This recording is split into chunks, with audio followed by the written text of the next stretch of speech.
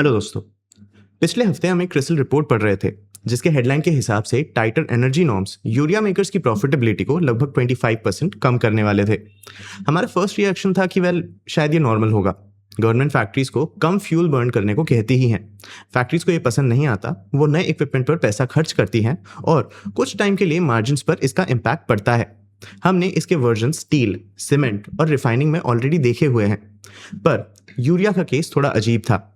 Basically government ने formula में एक नंबर को 5.77 से 5.67 पर मूव कर दिया और क्रिसिल के हिसाब से ये अकेला इन प्लांट्स की ऑपरेटिंग प्रॉफिट को लगभग 1700 रुपीज अ टन से 1250 रुपीज तक ले जाएगा।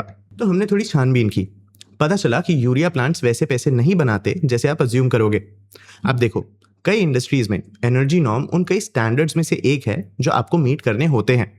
यूरिया में एनर्जी नॉर्म खुद प्रॉफिट्स का एक बहुत बड़ा फैक्टर होता है। आज के इस वीडियो में हम वही स्टोरी नरेट करेंगे। सबसे पहले हम यूरिया इंडस्ट्री के कुछ बेसिक्स से शुरू करेंगे, उसके बाद हम इसके मार्जिन्स के बारे में समझेंगे, हम इंडस्ट्री के कॉस्ट्स के बारे में भी समझेंगे। एंड में हम ये भी देखेंगे कि इंडस्ट्री अपने खोए प्रॉफिट्स कैसे वापस पा सकता है। मैं हूं आपका होस्ट देव, आप देख रहे हैं मार्केट्स बाय ज़ीरोधा हिंदी। चलिए शुरू करते हैं।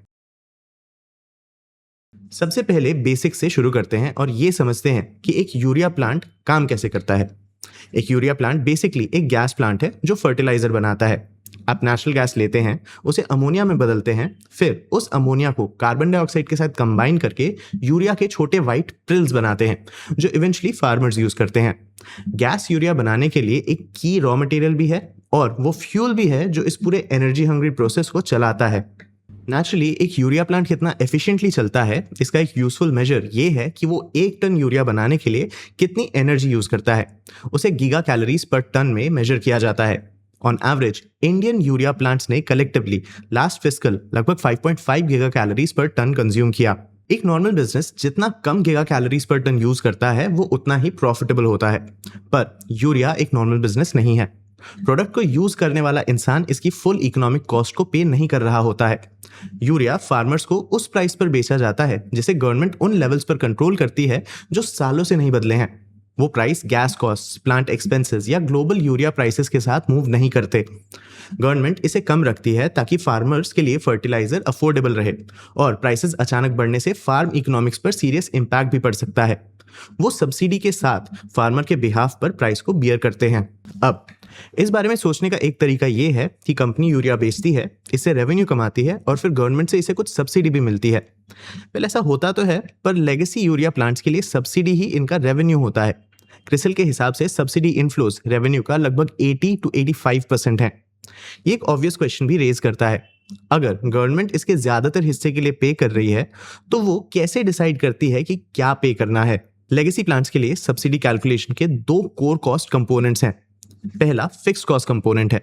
ये एक डिफाइंड रुपीस पर टन अमाउंट है जिसका काम उन कॉस्ट को कवर करना है जो प्रोडक्शन के साथ ज्यादा चेंज नहीं होते, जैसे स्टाफ, मेंटेनेंस और एक बड़े इंडस्ट्रियल प्लांट्स को चलाने का जनरल एक्सपेंस। अब आप एक्सपेक्ट करोगे कि कॉस्ट बढ़ने पर उस अमाउंट को टाइम के साथ रिवाइज भी किया जाता है ना? Last time base fixed component को मार्च 2007 में रिवाइज किया गया था।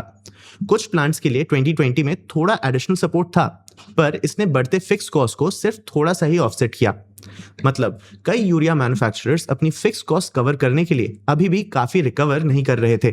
सब्सिडी का दूसरा पार्ट वेरिएबल कॉस्ट कंपनसेशन है, जो उन कॉस्ट को कवर करता है जो प्रोडक्शन के साथ मूव करते हैं। एनर्जी इसका एक बड़ा हिस्सा है और क्योंकि फिक्स कॉस्ट साइड काफी रिकवर नहीं कर रही थी, प्लांट्स अपनी प्रॉफिटेबिलिटी के लिए वेरिएबल साइड पर जो बना सकते हैं उस पर बहुत ज्यादा डिपेंड करते हैं। अब सोचो आप गवर्नमेंट हो और आप एक प्लांट का एनर्जी बिल पे कर रहे हो। आप सिंपली कह सकते हो मुझे अपने गैस इनवॉइसेस भेजो और मैं उन्हें सेटल कर दूंगा, पर यह एक अच्छा आइडिया नहीं होगा। अगर किसी प्लांट को वो जो भी बर्न करता है उसके लिए रीइंबर्स कर दिया जाता है तो उसके पास कम गैस बर्न करने और ज्यादा एफिशिएंटली चलने का कोई बहुत ज्यादा कारण नहीं होता। तो इसके बजाय गवर्नमेंट कहती है मैन्युफैक्चरर जितना टन यूरिया बनाते हैं उसके लिए वो एनर्जी कंपनसेशन को कैलकुलेट करेगा, ये अज्यूम करते हुए कि इसने एक specified amount of energy he consume की है। वो स्पेसिफाइड अमाउंट ही एनर्जी नॉर्म है। नॉर्म से ज्यादा बर्न करने पर मैन्युफैक्चरर को एक्स्ट्रा कॉस्ट्स बियर करने पड़ते हैं। इससे कम बर्न करने पर वो जो भी सेविंग्स होते हैं उन्हें रख सकते हैं और यही चीज थी जिस पर यूरिया प्लांट सर्वाइव करने के लिए डिपेंड करते थे। लास्ट फिस्कल ईयर गवर्नमेंट का composite norm 5.77 giga calories per ton set किया गया था, जबकि एक्चुअल इंडस्ट्री कंजम्पशन लगभग 5.50 गीगा कैलोरीज था। इसने 0.27 गीगा कैलोरीज पर टन का एक पॉजिटिव गैप छोड़ दिया। ये एनर्जी का वो अमाउंट है जिसे इंडस्ट्री ने सेव किया और इसका फायदा उठाया। रुपी टर्म्स में ये यूरिया प्लांट के लिए 1300 रुपीज पर टन की प्रॉफिटेबिलिटी में ट्रांसलेट हुआ। अब इसे रफली 1700 रुपीज पर टन की टोटल ऑपरेटिंग प्रॉफिटेबिलिटी से कंपेयर करो। इन प्लांट्स के लिए यूरिया से लगभग 75% operating profitability energy efficiency gain से लिंक्ड है। गवर्नमेंट ने जुलाई 2026 को नया नॉर्म अनाउंस किया, पर इसे 1 अप्रैल 2025 से ही रेट्रोस्पेक्टिवली एप्लीकेबल बनाया। नया बेसलाइन अब कम करके 5.67 गीगा कैलोरीज पर टन कर दिया गया है। एक्चुअल कंजम्पशन अभी भी लगभग 5.50 के पास होने के साथ एफिशिएंसी गैप 0.27 से गिरकर 0.17 गीगा कैलोरीज हो जाता है। उस ड्रॉप के साथ एस्टिमेटेड प्रॉफिटेबिलिटी लगभग 1700 रुपीज से गिरकर 1250 रुपीज पर टन हो सकती है। तो अगर प्लांट्स लगभग 450 रुपीज पर टन लूज करते हैं तो वो पैसा कहाँ जाता है? आंसर ये है कि गवर्नमेंट सिंपली कम सब्सिडी पे करती है। पहले फॉर्मूला अज्यूम करता था कि एक प्लांट को 1 टन यूरिया बनाने के लिए 5.77 गीगा कैलोरीज की जरूरत है, चाहे उसने एक्चुअली सिर्फ 5.50 गीगा कैलोरीज ही यूज किया हो। वो गैप मैन्युफैक्चरर के लिए एक एफिशिएंसी गेन बन गया। नॉर्म को 5.67 तक टाइटन करें तो गवर्नमेंट कम रीइंबर्समेंट्स पे करती है। पूरे लेगेसी यूरिया प्रोडक्शन में हमारे बहुत रफ एस्टिमेट्स के हिसाब से पर ईयर रफली 1000 करोड़ रुपीस तक एडअप हो सकता है।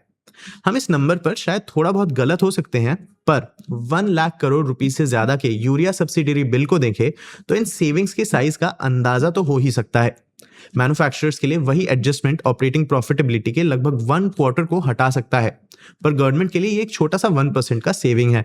पर नॉर्म का पॉइंट भी वही है, गवर्नमेंट चाहती है कि प्लांट ज्यादा एफिशिएंट बनती रहें, इसलिए जब वो बेंचमार्क को बीट करते हैं तो उन्हें सेविंग्स रखने दिया जाता है। पर अगर उस बेंचमार्क को कभी मूव ही नहीं किया जाता तो वो एफिशिएंसी गेन्स धीरे धीरे एक परमानेंट सरप्लस बन जाते हैं और वो ज्यादा इनोवेटिव बनने के इंसेंटिव को कम कर सकते हैं। वैसे इनमें से कुछ भी इंडिया के सभी यूरिया प्लांट्स पर इक्वली या यूनिफॉर्मली अप्लाई नहीं होता। जिन प्लांट्स को हम अब तक डिस्क्राइब कर रहे थे जो सब्सिडीज कम होने से सबसे ज्यादा अफेक्ट होंगे, वो एक्चुअली लेगेसी फ्लीट हैं। उनकी इकोनॉमिक्स उस मार्च 2007 एरा के फिक्स कॉस्ट रीइंबर्समेंट बेंचमार्क और प्रेस्क्राइब्ड एनर्जी नॉर्म पर ही चलती हैं, लेकिन वो इंडिया की यूरिया कैपेसिटी का 75% है। उनके रेवेन्यूज गवर्नमेंट सब्सिडीज से आते हैं। प्लांट्स का दूसरा नया सेट एग्जिस्ट करता है क्योंकि एक पॉइंट पर हमने रियलाइज किया कि हमारे पास काफी डोमेस्टिक यूरिया कैपेसिटी नहीं थी और हम उस कमी को इंपोर्ट कर रहे थे। एक नया अमोनिया यूरिया कॉम्प्लेक्स बिल्ड करने में हजारों करोड़ रुपए लगते हैं और एक ऐसे सेलिंग प्राइस के साथ जो गवर्नमेंट कंट्रोल्ड है, एक यूरिया प्लांट में इंटरेस्टेड इन्वेस्टर अपने रिटर्न्स पर डाउटफुल होगा, खास करके पुराने बेंचमार्क्स के साथ।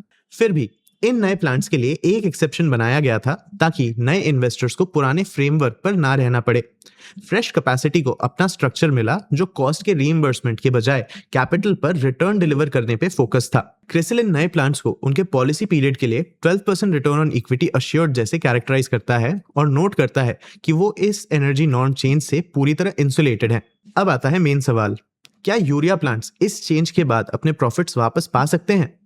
वेल, 3 तरीके हैं जिनसे यूरिया प्लांट्स इस प्रॉफिटेबिलिटी में से कुछ को वापस पा सकते हैं। पहला वो है जिसे नया नॉर्म डायरेक्टली एनकरेज करता है, केपेक्स के साथ ज्यादा एफिशिएंट होना। अगर कोई प्लांट अपने गैस कंजम्पशन को और कम कर सकता है तो ये नए नॉर्म के अगेंस्ट गैप को बढ़ाता है और उस प्रॉफिट में से कुछ वापस भी कमाता है, पर इसकी एक लिमिट है। इस मूव का पे ऑफ प्लांट की एज और टेक्नोलॉजिकल अपग्रेड्स के लिए कितना स्कोप बचा है उस पर डिपेंड करता है। पुराने प्लांट्स पहले ही एफिशिएंसी गेन्स कैप्चर कर चुके हो सकते हैं, पर अगला बिट निकालना ना सिर्फ मुश्किल होगा बल्कि ज्यादा महंगा भी होगा। दूसरा ऑप्शन फिक्स कॉस्ट साइड पर है। गवर्नमेंट फिक्स कॉस्ट रीइंबर्समेंट को बढ़ा सकती है और एनर्जी नॉर्म्स के टाइटनेस के थ्रू प्लांट्स ने जो खोया है उसमें से कुछ को कंपनसेट कर सकती है। और क्योंकि बेस फिक्स कॉस्ट कंपोनेंट 2007 का है, चेंज के लिए जगह है, पर वो अल्टीमेटली गवर्नमेंट का ही डिसीजन होगा। तीसरा ऑप्शन थोड़ा उल्टा लग सकता है और यह है हायर गैस प्राइसेस। महंगा गैस एक ऐसे बिजनेस के लिए एक प्रॉब्लम लग सकता है जो बेसिकली इस पर डिपेंड करता है, पर याद रखो कि एफिशिएंसी गेन कैसे काम करता है। एक प्लांट को उस एनर्जी की वैल्यू रखने मिलती है जिसके लिए उसे कंपनसेट किया गया था, पर उसने उसे एक्चुअली यूज नहीं किया। तो जब गैस ज्यादा महंगा हो जाता है तो सेव किया गया हर गीगा कैलोरी ज्यादा वैल्यूएबल हो जाता है। इनफैक्ट क्रिसिल एस्टिमेट करता है कि हायर गैस प्राइसेस, इंक्लूडिंग वो जो वेस्ट एशिया कॉन्फ्लिक्ट से हुई हैं, इस फिस्कल प्रॉफिटेबिलिटी हिट के लगभग 75 to 100 रुपीस पर टन को ऑफसेट भी कर सकती है।